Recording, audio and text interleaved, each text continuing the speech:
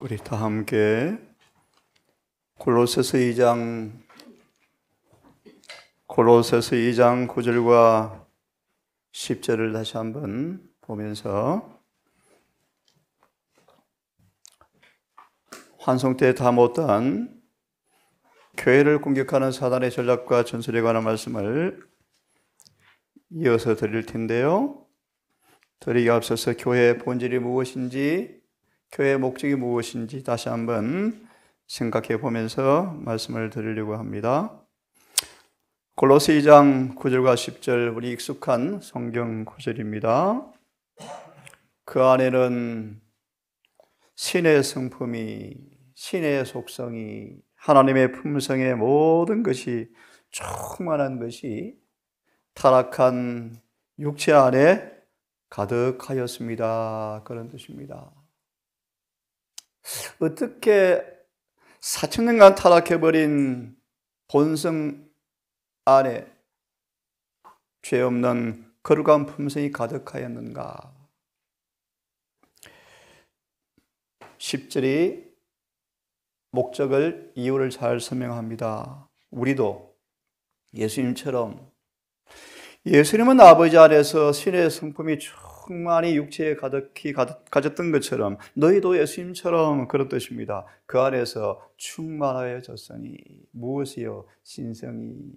이거는 하나님의 위치를 가리키는 것이 아니고 하나님의 품성을 말합니다. 내게 주신 영광을 너희에게도 주었사오니라는 같은 말씀입니다. 너희도 그 안에서 충만하여졌으니, 약속이죠. 이때 이마에 인을 받죠. 이게 교회의 본질입니다. 그는 모든 정사와 권세의 머리시라. 이 말의 의미가 산중턱에서라는 소망을 보시면 속죄의 조건을 말씀하시면서 타락한 인성으로 오셔서 우리 인성의 본성이 느끼는 모든 부담을 친히 한결같이 체험하심으로 죄 없는 생애를 이루어 놓으셔서 뱀의 머리를 완전히 부수고 인간은 율법을 지킬 수 없다는 마귀의 거짓말을 다 드러내버리시고 인간도 하나님의 의를 받으면, 신의 성품을 받으면 계명을 지킬 수 있다라는 것을 이루어 놓으심으로 드디어 주님은 모든 정사와 권세의 머리가 되셨다, 권세를 가졌다라고 말씀하시면서 주신 말씀이 마태복음 28장 18절 19절이에요. 거듭 말하면, 쉽게 말합니다. 짧게, 우리가 예수를 영접하면 이 권세를 받아요. 이 권세를 받으면 9절처럼 타락한 육체 안에서 거룩한 품성을 이루어냈던 주님의 생애처럼 우리 또한 주님 안에 거하면, 주님 안에 모든 충만이 우리 안에 임하면 우리 또한 그렇게 된다, 그런 뜻입니다. 이 구절과 10절을 보시면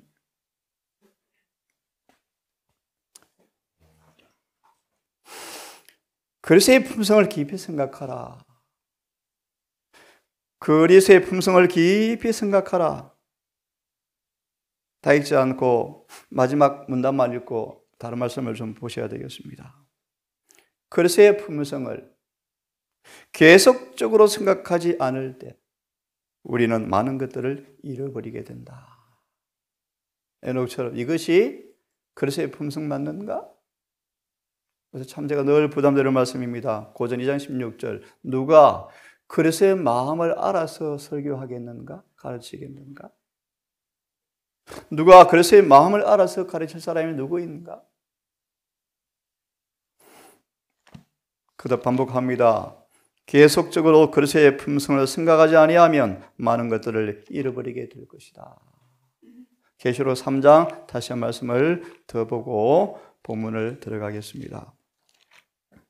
그런데 하나님께서 감사하게도 허물과 죄로 죽었던 교회이지만 그런 교회 안에 이런 사람들이 있다는 것입니다. 거듭 말합니다. 허물과 죄로 대다수 교인들이 죽었지만 교회 안에 방금 골로새 2장 9절 10절처럼 계속적으로 그리스도의 의를 생각함으로 물들지 않은 사람들이 있다, 그런 뜻입니다. 계시록 3장 4절 5절의 말씀이요. 그러나 허물과 저로 다 죽었고 살아있는 사람마저 숨이 꼴딱 넘어가는 그런 상황이지만 대다수가 어떻게 진리를 들었고 배웠는지 잃어버렸지만 처음 신앙을 다 잃어버렸지만 하지만 4절 4대에 소수가 있는데 그들은 죄사함으로 입혀주신 그분의 의의 옷을 더럽히지 아니한 자가 소수가 있다. 적은 수가 있더라. 그들은 그리스도의 의를 옷 입고 주님과 함께 동행하며 그래서 그들은 합당한 사람이라고 평가를 받는데요. 그들을 가리켜서 이기는 사람들이다. 이사야 64장의 말씀이죠. 그리스도인들은 계속적으로 이기는 사람들이다. 이기는 자는 이와 같이 흰 옷을 입고 흰 옷을 차려입고 그들의 영원한 의의 옷이 되어버렸고 내가 그런 사람들의 이름을 생명책에서 반드시 흐리지 아니하고 아버지와 천사 앞에서 시인하겠다.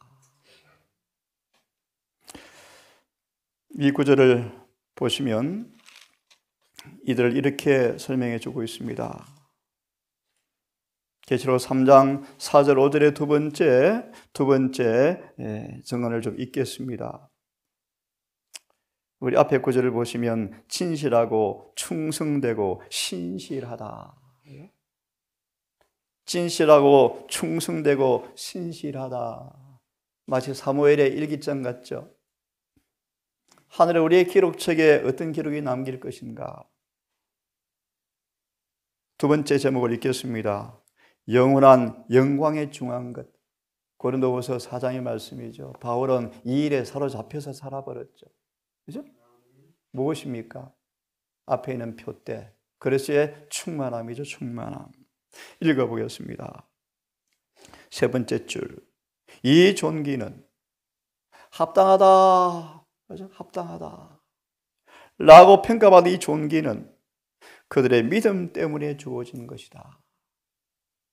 이 세상에서 그들은 자랑하지도 않았고 자아가 없죠. 자랑하지도 않았고 그들의 영혼을 헛되이 높이지도 않았고 열렬한 소망과 순결하고 거룩한 믿음으로 영원한 부 무엇입니까? 그분의 의죠. 의. 영원한 부, 신의 성품 부를 뭐 했다고요? 약속을 붙잡았다. 그들에게 하나의 축복, 희망이 무엇입니까? 그리스도와 같이 되는 것이었다. 이것이 그들의 목적이었다. 그들은 그래서 의의 표준을 계속 높였다. 계속 높였다. 그들에게 영원한 영광에 중한 것이 주어졌는데 이는 그들이 땅에서 하나님과 동행하였기 때문이었으며 자신을 지켜서 세속에 물들지 않았기 때문이었으며 동료 인간들에게 중요한 말씀이죠. 동료 인간들에게 그리스도의 의를 나타내었기 때문이다. 그들에 관하여 주께서는 그들은 흰 옷을 입고 영원히 그들의 옷이 되어버렸다. 차려입었다. 그래서 나와 함께 다니리니 이는 세상에서 내가 그들을 위하여 준비한 옷이라 라고 주님께서 말씀하신다.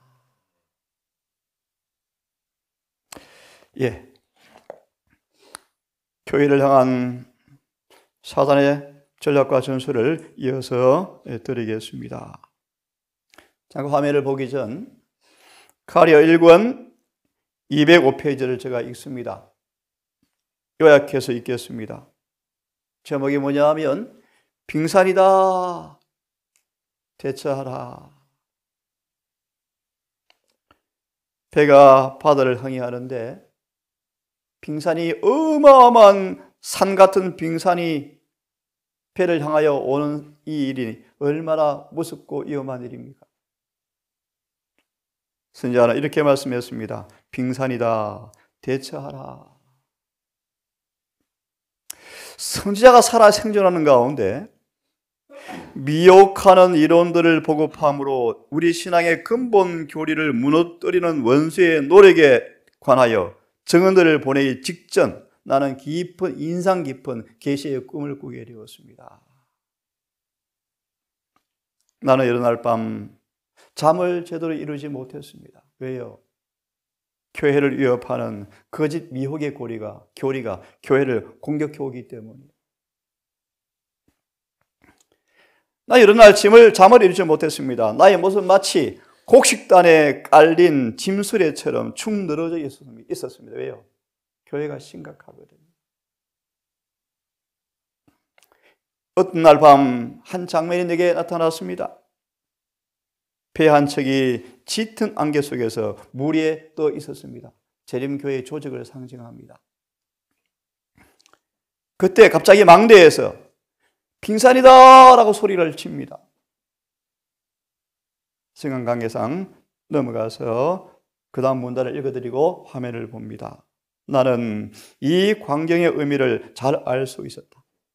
나는 명령을 받았다라고 말씀하시면서 그날 밤 새벽 1시에 깨어나서 빠른 속도로 글을 쓰면서 우리에게 침투해 오는 오류에 관하여 주신 교훈들을 신자들에게 전해줄 준비를 하고 있었다 라고 말하면서 그 다음 점이 뭐냐면 우리 신앙의 견고한 기초라는 제목으로 말씀을 주셨는데 읽을 시간이었고 마지막 문단만 읽고 화면을 보겠습니다. 우리는 하나님의 계명을 지키는 백성들이다. 지난 50년 동안 말씀의 교훈에 관하여 우리의 정신을 혼란시키기 위하여 온갖 이단설이 우리에게 가중되어 압력을 가해왔다. 특히 하늘 지성소에서의 그리스도의 봉사에 관한 문제와 요한계시록 14장의 천사들을 통해 전해진 그 복음에 대해서 공격이 치열했다. 모든 문제마다 일일이 신중히 연구에 의해서 규명되어지고 놓여진 수많은 하나님의 노정표들에 관하여 사단은 뭐 하고 있었습니까? 끊임없이 공격해 들어왔다. 우리 교회의 기초는 로마서 8장 3절 죄 있는 육신의 모양 예수님이 교회의 기초입니다. 그게 기독교죠. 기독교. 어려운 얘기인데요. 그런 의미에서 로마 천주교는 기독교가 아니에요. 왜요? 다른 육신을 믿습니다. 우리와 한결같이 시험을 받으신 죄 있는 육체의 모습이 아닌 죄 없는 육신의 모양을 만든 다른 예수를 기초한 교회가 천주교회예요. 천주교회는 기독교가 아닙니다. 요한일서 2장 4장의 말씀에 근거하여 예수님이 이 땅에 육신으로 오신 것을 부인하는 교회가 천주교회예요. 그래서 어제 말씀처럼 하나님의 종들은 짐승이 사단의 교회가 가진 깃발이 뭐라고요? 우리에게서 조금 멀리 계신 예수님. 무슨 뜻입니까? 타락절의 인성을 취했다는 가르침이 로마 교황권의 깃발이다 라고 한 사실을 기억하시죠. 그 말씀을 기초해서 이런 말씀을 조금 설명을 드렸습니다. 이 일이 왜 중요한가? 주님의 사명과 하신 일에 대해서 오해가 생겨요. 오해가 생겨요. 동산배 식구들이 반가워했던 설교가 있죠. 우리 박상길 목사님, 율법에 순종해야 합니다. 할 수가 있습니다. 그게 얼마나 가뭄의 담비인지 여러분 좋아했지 않습니까? 세상에 이런 분도 계시네, 교회 안에. 참 희귀하고 희귀한 일이에요. 그렇죠? 주님 왜 죽으셨습니까? 시대 상황 다 이뤘다를 보시면 왜 죽으셨습니까? 저와 여러분들이 율법에 순종하지 않고는 구원할 수 없기 때문에 죽으셨어요. 이게 무슨 말이에요? 특히 말합니다. 그분의 죽으심은 우리를 율법의 순종의 의무에서 면제시키는 것이 아니고 그분의 죽으심은 우리를 율법을 지키게 해서 구원받게 하기 위해서 죽으신 것입니다. 맞나요? 그래서 갈라디아 6장 14절은 뭐라고 말합니까? 십자가는 놀라운 능력인데 어떤 능력입니까? 그냥 짧게 요약해서 말씀을 드립니다. 단순히 죄를 이겼다, 시험 이겼다라는 그런 정도가 아니다. 뭐요? 정복자 이상의 존재가 되게 하기 위해서 죽으신 것이다. 뭡니까? 타락해 본 적이 없는 천사 위치로 올려버리는 거예요. 이게 십자가예요, 십자가. 주님에 대한 이해가 달라지면 그분의 사명을 오해합니다. 다시 예를 들까요? 심지어 침례 요한까지라도 감옥에서 살짝 흔들려서 마귀에게 넘어질 뻔했잖아요. 누구까지요? 침례 요한까지요. 심지어 마리아까지, 하나님의 계시를 받고 예수님을 임신해서 잉태한 마리아까지 예수의 사명을 이해하는 데 오래 걸렸다. 기가 막힌 얘기 아니에요, 여러분? 네? 복음에 대한 이해가 달라져요. 죄에 대한 정의가 달라져요. 그런 마음이 무엇인가에 대해 이해가 달라져요. 성화, 완전, 성소, 정결에 관한 이해가 달라지기 때문에 사단이 거짓 깃발을, 휘장을 교회에 자꾸 꽂는 거예요. 다른 예수, 다른 영, 다른 복음. 자, 하나씩 좀 살펴봅니다. 성령이 내게 임하시고, 이 구절만큼 오해되는 구절이 없어요. 지금 신학의 흐름이 이 구절을 가지고 이 구절을 우리의 인생과 비교하는 구절로, 이 구절로 예수 인생이 우리 인생과 다르다는 근거로 이 구절을 거의 다 인용하는 구절이 이 구절이에요. 누가 1장 35절이에요. 근데 잘 들으셔야 돼요. 미리 말합니다. 이 구절은 인성을 이야기하는 것이 아니고 신성을 증명하기 위해서 인용된 성경 구절이에요. 다시 이 구절은 맞다. 하나님 이 땅에 평소 보면 오녀를 보면 아이잖아요. 충성이 보면요. 예수님의 어린 아이 얼굴을 바라보면 이분이 하나님의 아들인가 상상할 수 없어요. 평범한 인간의 모습과 똑같아요. 똑같아요. 하지만 이분은 누구다? 하나님의 아들이다. 그 사실을 증거하려고 증거한 성경 본문의 말씀, 이 말씀이요. 거듭 말하면 이 성경 구절은 예수님의 인성을 이야기하는 것이 아니고 예수는 여전히 신성, 하나님의 아들이라는 사실을 증거하려고 인용된 성경 구절인데, 거듭 말하면 신성에 대한 말씀인데 인성과 비교해서 이 구절을 근거로 우리 인성과 다르다고 주장하는 근거로 인용하는 구절이 바로 이 구절이에요. 잘 들어보세요. 성령이 내게 임하시고 지극히 높으신 분의 능력이 너를 덮으리니. 이 경건의 비밀이요. 어떻게 타락한 인간의 몸에 하나님께서 그 속에 들어가셔서 타락한 인간의 몸을 입고 오셨는가? 하지만 그분은 여전히 누구다? 거룩한 하나님의 아들이신데 그분은 성령으로 잉태하신 분이시다. 잘 들으세요. 수많은 사람들은 예수님은 성령으로 잉태하셨고 우리는 아담을 통해서, 남자를 통해서 잉태하였으므로 우리가 가진 본성과 예수의 본성이 다르다고 가르치면서 그분은 유전 법칙의 지배에서 벗어났다고 가르치는데, 간단히 말씀드리죠. 하나님이 인간의 몸을 입으시는데, 하나님이 인간의 몸을 입으시는데 인간의 남자의 씨를 통하여 입을 수가 없죠. 하나님이신데.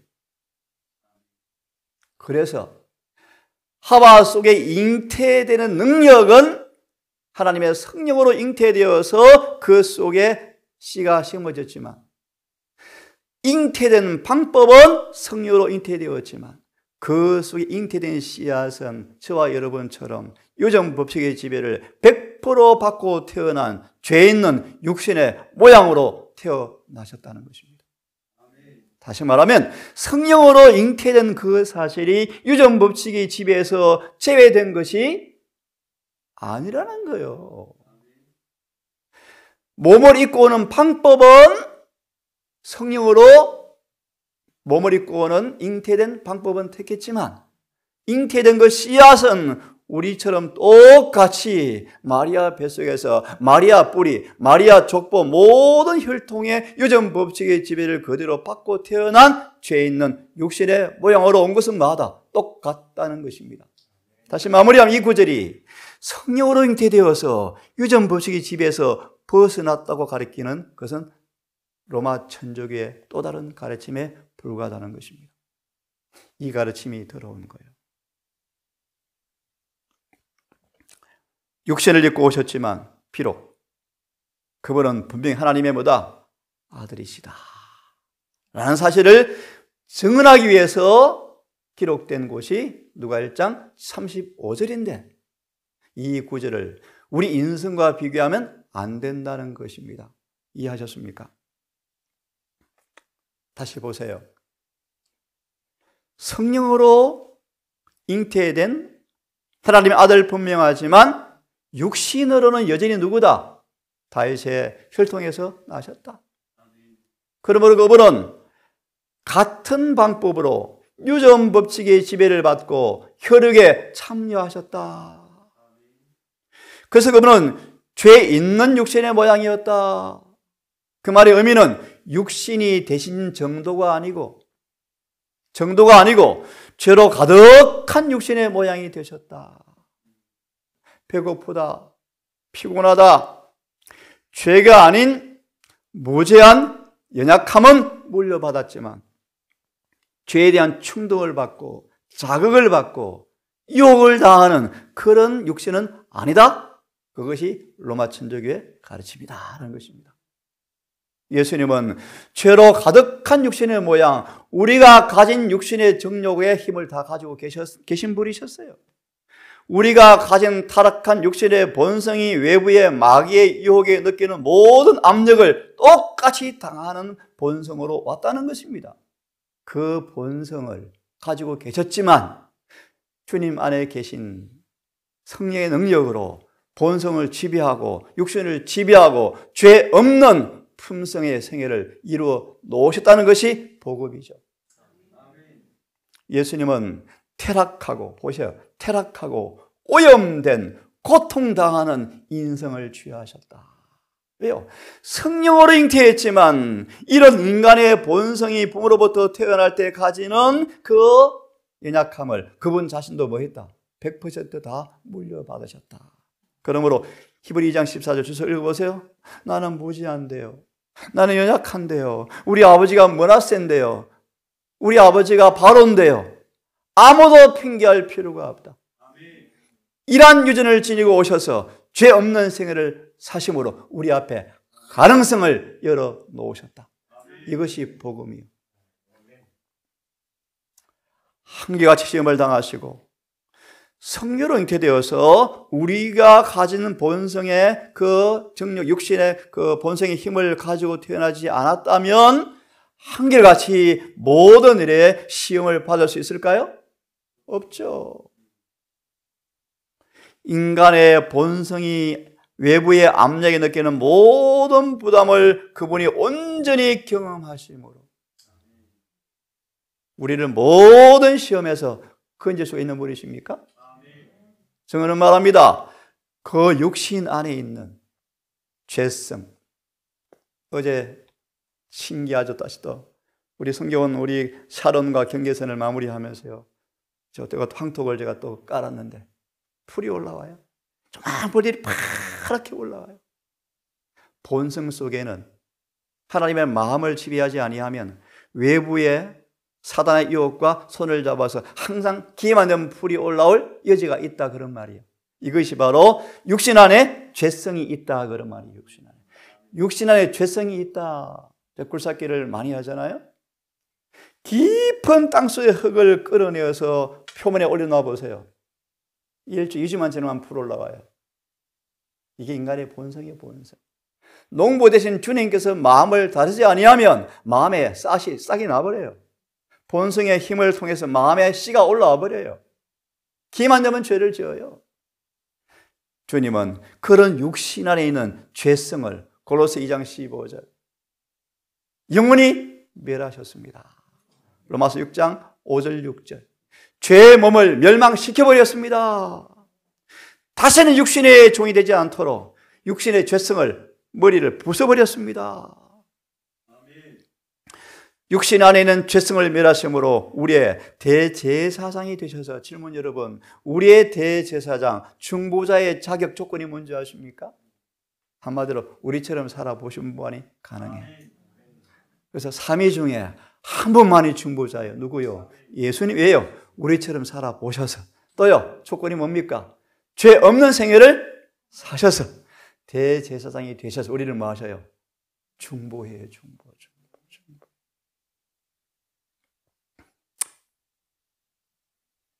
또 두 번째요. 이렇게 가르쳐요. 요한복음 14장 30절은 신성을 지니신 예수님에게만 적용할 수 있다라고 해석해요.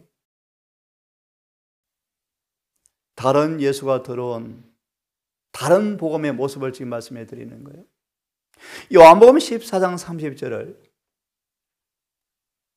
타락한 잿된 본성을 가진 우리가 아니고 우리와 본성이 다른 성령으로 잉태한 분만, 예수님에게만 적용되어진다고 해석해요.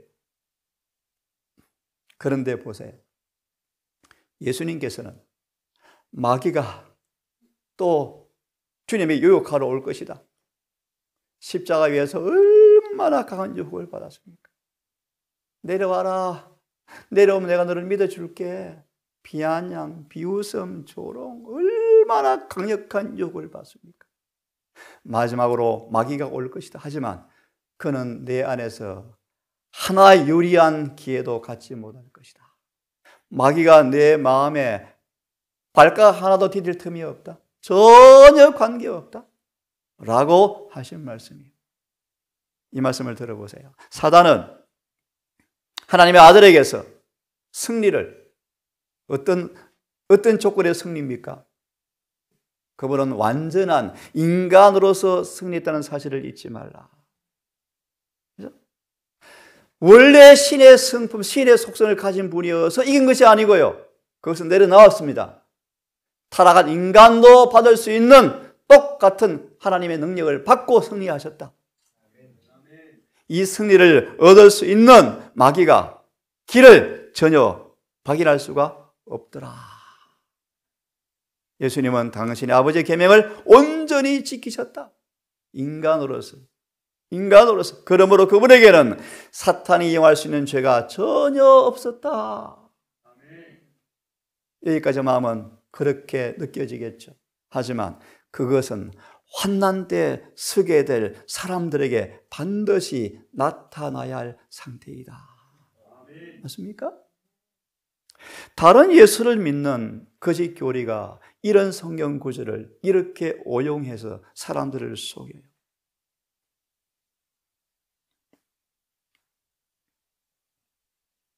함께 읽어보겠습니다. 이것만 읽고 설명해드리고 마칩니다. 시작.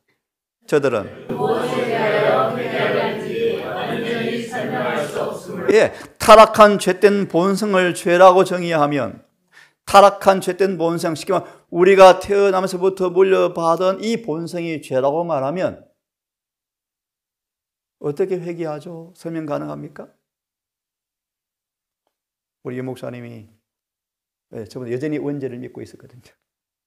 그런데 며칠 지나고 몇 번 만나면서 그것이 깨지고 무너지고 이야기 되었죠. 어떻게 해요? 머리를 망치로 하나 맞은 것 같아요. 아, 맞네. 자기가 가진 죄에 대한 이해가, 개념이 회개를 어떻게 하는가를 애매하게 만들어 놓았네? 라고 깨닫고 저를 이야기 되어지면서 딱 뿌리를 박으셨잖아요. 로마서 5장 12절에 가는 오해 때문이죠. 자, 타락한 죄된 본성을 죄라고 말하면 어떤 일이 생겨요? 다시 읽습니다. 시작.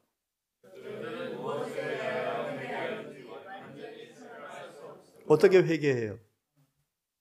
그래서 유대인들이 자아를 완전히 못 박는 경험이 안 되어지니까 어떤 가르침이 좋아요?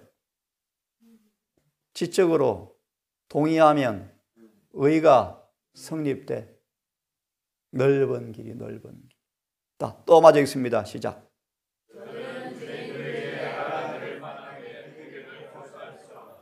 계속 정리하고 또 수정하고 변경하는데요.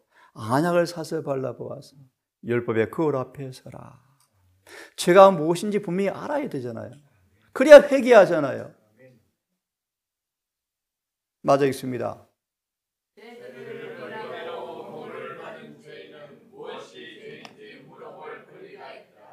사망이 죄다? 죄가 있지만 죄들이 있다? 참, 여기까지 합시다. 사단은 어떻게 교회를 공격하는가? 다른 복음으로 교회를 무너뜨려요. 다른 예수로 사람들을 미혹시켜요. 온 유대교회가 다른 예수를 기다렸죠. 그들 곁에 와서 지금 30년을 살고 계시는데 또 뭐 기다려요? 지금도 기다리나요? 지금도 기다리고 있어요. 벌써 오셨는데. 의미심장한 얘기요. 늦은 비가 올 뻔했다가 철회되었습니다. 지금도 늦은 비 달라고 기도하십니까? 이유가 있는데요. 교회는 애국으로 가면서 늦은 비 달라고 기도하고 있어요. 모든 부분에 진리의 순수함이 없어져 버렸어요. 여러분, 그러므로 교회를 위해서 눈물로 기도하라고 말씀하시는 거예요. 기도합시다. 아버지, 별로 너로는 이미 복음이 전파되었다고 말씀합니다. 땅끝까지의 복음 전파 의미를 곡해하는 수많은 사람들이 자신 속에 복음이 경험되어지지 아니하면서 땅끝까지 복음을 전파해야 주님 오신다고 이야기합니다. 하나님, 지금은 복음의 변론이 아닌 살아있는 복음의 증거자가 필요할 때임을 고백합니다. 날마다 농사를 짓고 건축을 하고 평범한 가사일을 하는 우리의 모습일지 모르지만 에녹의 삶이 이곳에 재현되어지기를 원합니다. 계시록 3장 4절 5절처럼 사대 안에 있는 이기는 사람의 모습, 그것이 이곳에 재현되기를 원합니다.